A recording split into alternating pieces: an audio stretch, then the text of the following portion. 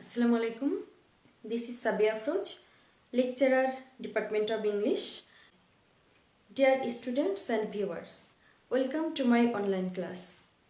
I hope you are well and safe by the grace of Almighty. Dear students, today our class is for the students of Honours Second Year, Department of English. And today our subject is History of English Literature. The subject code of this subject is 221107.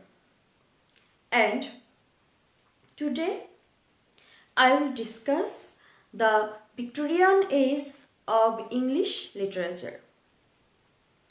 Dear learners, I will try to discuss the duration of the Victorian age, the important or major poets of the Victorian age, and the important characteristics of Robert Browning's poetry. At first, I will discuss the duration of the Victorian age. Dear students, Victorian age is one of the most important ages of English literature, and the duration of the Victorian age is from 1832 to 1900 on. Actually, this age was an age of conflict between science and religion, and Victorian age was also an age of industrial revolution and scientific development. However, there are many important writers in the Victorian age.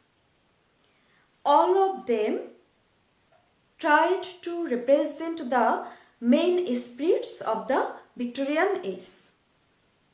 Dear students, now I am going to discuss the major poets of the Victorian age. The major poets or the important poets of the Victorian age. Dear students, the major Victorian poets or the important Victorian poets are: number 1, Alfred Tennyson; number 2, Robert Browning; and number 3, Matthew Arnold. Now, I will try to discuss their contribution to English literature. At first, Alfred Tennyson. Dear students, Alfred Tennyson is one of the greatest poets of the Victorian age, and Tennyson is called the representative poet of the Victorian age because he represented the age in his poems very beautifully. Dear students, Tennyson represented his age or the Victorian age not in fragments but completely. And Tennyson's famous poems are Ulysses, Tithonus, In Memoriam, The Locksley Hall, The Lotus Eaters, and The Lady of Shalott. In the poem The Locksley Hall, we find the materialism of the Victorian age or the Victorian people. And in the poem Tithonus, we find that the protagonist of the poem is Tithonus, and Tithonus wanted to be immortal, though he was a human being. Here in this poem, in the poem Tithonus, we find two famous lines. These lines are: why should a man desire in any way to vary from the kindly race of man. Dear students, number 2, Robert Browning. Robert Browning is regarded as one of the greatest poets not only of the Victorian age but also of England. And his philosophy of life was very deep. Browning's famous poems are My Last Duchess, Rabbi Ben Ezra, Andrea del Sarto, Fra Lippo, and The Last Ride Together. And at last, number 3, Matthew Arnold. Matthew Arnold is another famous poet of the Victorian age. We find an elegiac note in his poetry or in his poems, in Arnold's poems.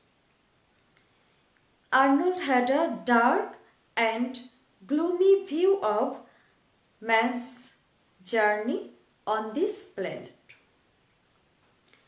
Dear learners, Arnold's famous poems are The Scholar Gypsy, Doverby's Thyrsis, and The Rugby Chapel. Dear students, now I am going to discuss the major characteristics of Robert Browning's poetry. Dear students, the major characteristics of Robert Browning's poetry are: number 1, dramatic monologue; number 2, profound interest in character; number 3, descriptions of scenery and natural objects; number 4, optimism; and number 5, belief in the immortality of the soul. Now, I will discuss these characteristics of Robert Browning's poetry. Number 1, dramatic monologue. Dear students, Robert Browning is a famous writer of dramatic monologues. Almost all of his poems are in the form of dramatic monologues. His famous dramatic monologues are My Last Duchess, Andrea del Sarto, Fra Lippo, etc. Dear students, you know the definition of dramatic monologue. Dramatic monologue is a poem in which a single speaker speaks to a silent listener. In the poem My Last Duchess by Robert Browning, we find that the Duke is the speaker, and in the poem Andrea del Sarto, Andrea is the speaker. And number 2, profound interest in character. Profound interest in character, it is another characteristic of Browning's poetry. Browning had a profound interest in character. And we find in the poem My Last Duchess the easy and very simple character of the Duchess. And in the poem Andrea del Sarto, we find the characters of Andrea and his wife Lucrezia. Number 3, descriptions of scenery and natural objects. Descriptions of scenery and natural objects, it is another characteristic of Browning's poetry. Browning described the scenery and natural objects very beautifully. In the poem Andrea del Sarto, we find the beautiful landscape and the natural setting reflect the mind of Andrea. And number 4, optimism. Optimism is another characteristic of Robert Browning's poetry, and Browning was very optimistic.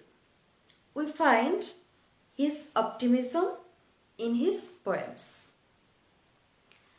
At last, number 5, belief in the immortality of the soul. Belief in the immortality of the soul, it is another characteristic of Robert Browning's poetry. Browning was a religious person and he believed in God and afterlife. In the poem Andrea del Sarto, we find that Andrea also believed in the immortality of the soul. So, dear learners, these are the characteristics of Robert Browning's poetry. Dear students, I think you have understood the duration of the Victorian age, major Victorian poets, and the major characteristics of Robert Browning's poetry. And that's all for the moment. Thank you.